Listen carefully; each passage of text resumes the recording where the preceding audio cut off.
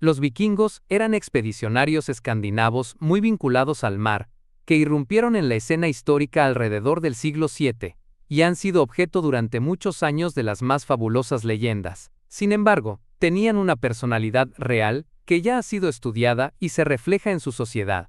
No eran un grupo étnico, sino una especie de cofradía informal de los llamados hombres del norte, que se hizo muy popular en la Europa septentrional, y con el único fin de obtener abundancia y prosperidad, o bien con el comercio o sirviendo con sus armas al mejor postor. Durante la era vikinga, Escandinavia fue escenario de numerosas y frecuentes guerras. No obstante, la mayoría tenían un carácter más de rencillas entre caudillos locales por dominar a sus rivales, que verdaderas luchas entre naciones. Por otro lado, los vikingos estaban acostumbrados a un entorno bélico desde su nacimiento, e hicieron de incursiones y expediciones su modus vivendi durante varios siglos. El historiador James H. Barrett desestima las teorías que echan la culpa de la expansión vikinga a un cambio en el clima y a la sobrepoblación. El Danegeld era un ejemplo de la prosperidad vikinga, a base de extorsionar a otros reinos con un tributo a cambio de paz, y los Jomsvikings, una hermandad que resumía muy bien el calibre belicoso y mercenario de su perfil. El éxito de las incursiones bélicas vikingas, en contra del estereotipo salvaje, caótico y desordenado que la literatura y el cine contemporáneos ofrece, se debió a un comportamiento militar muy disciplinado y a una creatividad sin precedentes desde la caída del Imperio Romano. En la ofensiva sorprendían a sus contrincantes con la formación Svinfylking, defensiva como el Skalborg, y una primitiva pero casi siempre muy eficiente Strandhog, o un ataque relámpago de guerra de guerrillas. Al menos en la primera mitad de la era vikinga, no se puede hablar de verdaderos reyes locales, pues era muy fácil y frecuente atribuirse ese nombre. Las realezas nacionales no aparecieron hasta aproximadamente el siglo DM. A todo esto se suman sagas, leyendas y mitos que portaron algo de confusión, y a falta de fuentes contemporáneas en sus inicios, dificultaron el discernimiento entre fantasía y realidad, pues a veces los primeros reyes poseían rasgos de semidioses legendarios. Paganismo. La sociedad vikinga era profundamente creyente y muy celosa de sus dioses y tradiciones. El paganismo nórdico fue un serio competidor del cristianismo, una creencia monoteísta procedente de Oriente Medio que, en algunos casos, aún impuesto a la fuerza, no llegó a eliminar el poder de unas deidades muy vinculadas a fenómenos naturales, y los quehaceres diarios que no seres sobrenaturales de gran poder. Los dioses eran amigos, no figuras subjetivas, lejanas y ajenas a la comprensión terrenal. A los dioses no se les temía, se les respetaba. Estructura social. Guerreros y caudillos. La casta dominante eran los comandantes guerreros del pueblo Ersir, que eran vasallos al servicio de los nobles Drots, Holds y Jarls, y por encima de todos el rey nórdico antiguo, Konungr. Los miembros de esta casta superior, elegidos por el pueblo, eran los que dirigían las grandes campañas de conquista. Si los jefes no lograban éxitos guerreros, eran destituidos por el pueblo, que inmediatamente se ponía al servicio de otro jefe en quien tuviera mayores esperanzas. Lo mismo cabe afirmar de los reyes, quienes no gozaban de plena legitimidad hasta que el Thing, Asamblea de los Hombres Libres, les había jurado fidelidad. Este juramento de fidelidad era igualmente necesario para que, a la muerte del rey, empezara a reinar su hijo, quien en principio era heredero del trono. Hombres libres. El núcleo de la sociedad estaba formado por campesinos y artesanos llamados Vaendr, los que constituían una clase media muy generalizada. Eran hombres libres y tenían destacados derechos, tales como uso de las armas, privilegio de integrar la asamblea local en su condición de propietarios de tierras. En realidad, no había entre ellos ninguna diferencia, pero por ejemplo, la importancia y poder de mando de quien poseía 100 acres de tierra era superior al que solo poseía 10. Los comerciantes. Los bienes de consumo que no provenían de la producción local, sobre todo los artículos de lujo, habían de ser adquiridos a los comerciantes, quienes constituían otra clase social, aunque no en pocas ocasiones eran también terratenientes. Los vikingos establecen puertos y mercados en la costa escandinava. Dos de ellos adquieren relevancia, Birka y Hedeby, durante los siglos IX y X. Los artesanos. Solo en raras ocasiones eran llamados a la granja profesionales que realizaran trabajos especializados. Estos operarios dieron origen a una nueva clase social, los artesanos. Aunque en principio de poca importancia, pues la mayoría de ellos contemporizaba el ejercicio de su oficio con el cultivo de los campos común a todos los bondis. La excepción fueron los maestros canteros, grabadores de piedras rúnicas, pues hasta los más admirados guerreros, si eran hábiles con las herramientas, eran requeridos para grabar y erigir las piedras en honor de los caídos allá donde se les solicitaba. El más conocido fue Ulf de Borresta, que no fue solo un maestro cantero del siglo XI en Uppland, Suecia, también un próspero vikingo que regresó en 3 ocasiones de las incursiones a Inglaterra, con grandes beneficios en el tributo denominado Danegeld. Los forjadores. Entre este conjunto de artesanos destacó pronto el de los forjadores, grupo cerrado de gran especialización, reputado como profundo conocedor de su oficio. La literatura medieval escandinava cita a Bolundr o Wieland, el herrero, aquel quien fabrica anillos de oro y espadas de hierro, trabajaba el oro y la plata con la misma facilidad que damasquinaba las hojas. Smidr era el apelativo para los herreros comunes, Guðsmíðr si trabajaba el oro, y el Jarnsmith Hr si era forjador.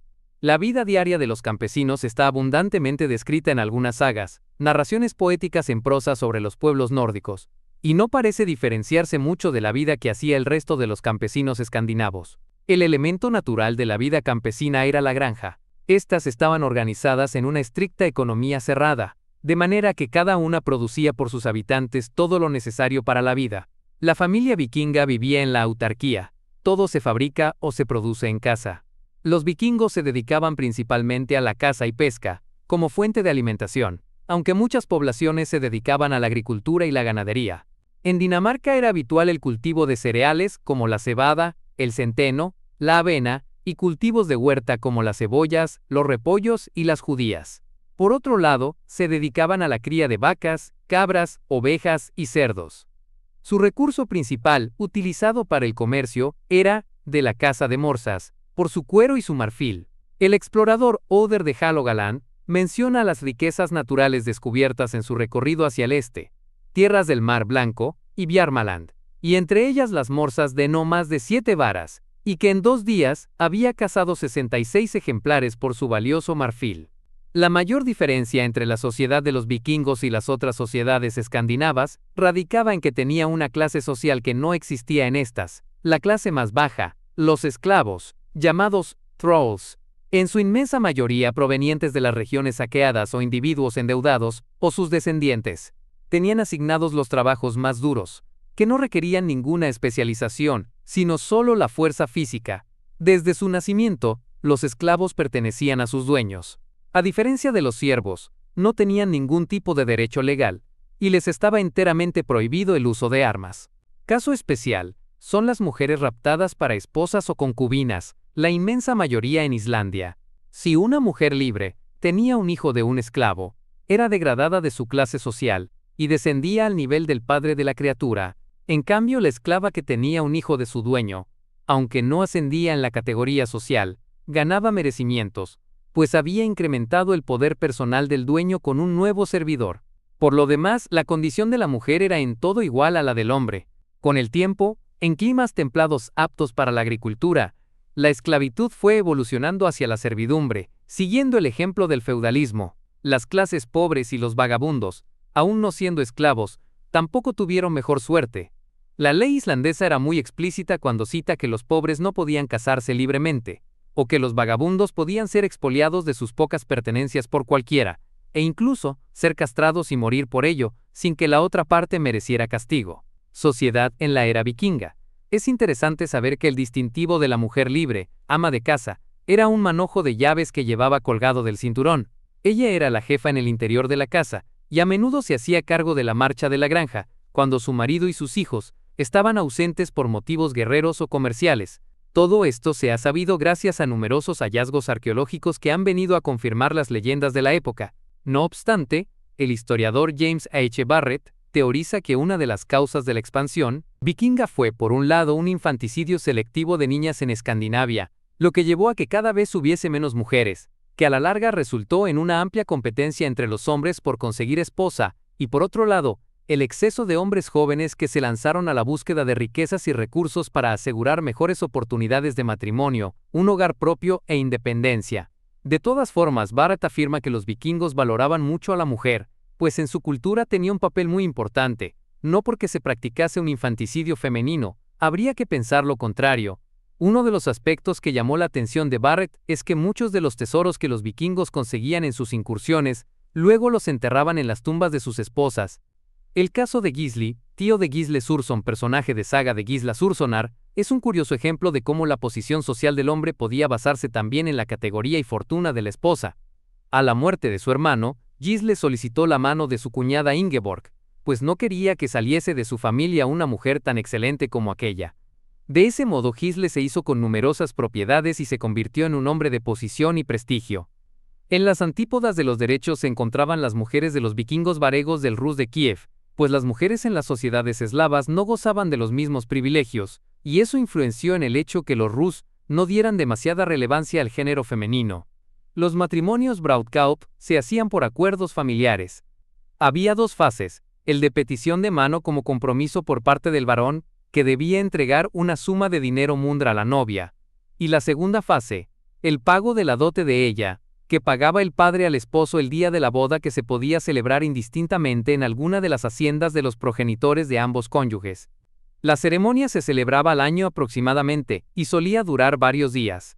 No obstante, algunas sagas narran el nacimiento de amores apasionados, consumados al margen de toda conveniencia social.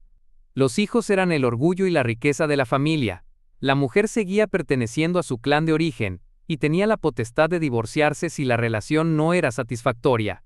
Un ejemplo que aparece en la saga de Laxdœla es el de Hrutger Golson, que fue amante de la reina madre de Noruega, Gunhild, durante su estancia en el continente como miembro del Hird Real, pero al regresar a Islandia sufría de priapismo.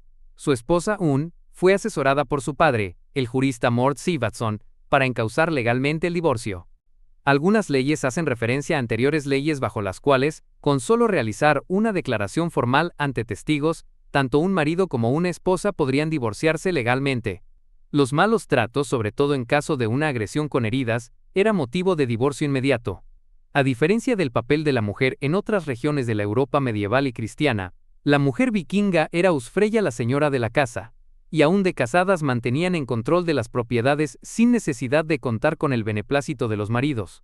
Antiguas leyes escandinavas permitían el abandono de los niños recién nacidos, pero esto no era una práctica común. Solamente los niños que nacían con deformaciones físicas estaban condenados a sufrir tal suerte, eran llamados uborimborn, no aceptados. De todas formas, el abandono de un niño era considerado un presagio de desgracias para los padres, y constituía un crimen execrable si ya le habían dado un nombre, y si el padre ya lo había reconocido, mediante la ceremonia de ponerlo sobre sus rodillas. Cuando esta ceremonia había sido cumplida, a los 9 días de su nacimiento, el recién nacido era considerado como un miembro de la familia, y por tanto disponer de su vida era un crimen. Ibrahim ibn Yaqub al-Tartushi, un explorador de Al-Ándalus del siglo X, ofrece una amplia descripción de la vida en la sociedad nórdica. Textualmente cita sobre la vida en el emporio comercial de Hedeby lo siguiente: la ciudad es pobre en bienes y riquezas. Los bebés son arrojados al mar por razones de economía. Normas sociales. En el Odfafnismal de Abamal leemos unos consejos que han de regular la vida de los escandinavos. Por su espontaneidad y buen sentido parecen dados por el hombre moderno. Lleva siempre los vestidos limpios y decentes. Evita la lujuria. Si tienes mucho trabajo que hacer, levántate temprano, para que el nuevo día no te sorprenda perdiendo el tiempo. No des tu amistad a los enemigos de tus amigos. No digas mentiras, pero si alguien te engaña, puedes tú también engañarle. Si llegas como invitado a una casa y tienes algo interesante que decir, dilo con moderación. Si no tienes nada que decir, escucha con atención al que te ha invitado. No seas ambicioso. Bebe si te apetece, pero no te emborraches. Si recibes invitados en tu casa, ofréceles agua y toalla para lavarse, y siéntalos luego a tu lado a orilla del fuego. Sé honesto. La hospitalidad gestrizni era de obligado cumplimiento, un deber sagrado en un medio natural de crudos inviernos, incluso con los enemigos. Familia y honor. Los lazos de sangre son de naturaleza divina. Atentar contra la propia familia era un crimen severamente castigado. Las sagas nórdicas están llenas de historias de familias diezmadas por sucesivas venganzas que se mantienen latentes incluso durante generaciones. El rechazo de un individuo del seno familiar, el clan compuesto por padres y abuelos, hijos, hermanos, tíos, primos y sobrinos, es un estigma terrible equiparable al destierro. La familia no excluye la poligamia. Un hombre con fortuna puede tener a su esposa legítima, y concubinas a su servicio, normalmente thralls. El honor era un concepto muy arraigado en la sociedad vikinga, y tenían sus propios códigos de conducta, normas y ceremoniales, para solventar disputas como el holmgang. Las muestras de debilidad, actos de cobardía y traición, convertía a un individuo en un nidingr estigmatizado socialmente, y podía ser sentenciado tras ser acusado como proscrito en la Thing. El Heidstrenging era un juramento solemne que marcó los pactos entre individuos, y su incumplimiento estaba sujeto a un castigo disciplinario. Los vínculos de un clan no se limitaban a los lazos de sangre frender, también se consolidaban fuertes alianzas con la familia política Magar.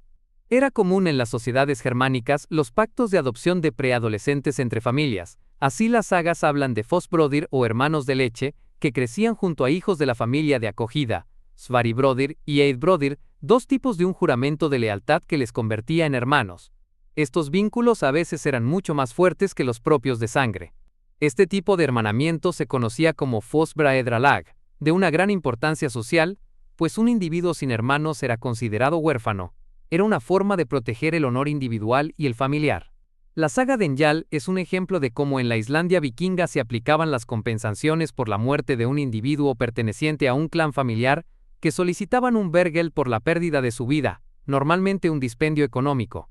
Las compensaciones no se aplicaban si el sujeto era matado de noche. En tal caso se consideraba un crimen sin honor, un simple asesinato. Los escaldos eran poetas guerreros, al servicio de sus caudillos, que desarrollaban una doble tarea cultural, no solo como compositores de poemas escáldicos, sino también como cronistas, escritores y testigos de la historia. Eran muy apreciados por sus señores, y les acompañaban en sus viajes y campañas militares. Gracias a ellos han llegado hasta nuestros días las más famosas sagas nórdicas, entre las que destacan Heimskringla, Saga de Njal y Saga de Laxdœla. Se puede decir que llegaron a ser los reporteros de su tiempo,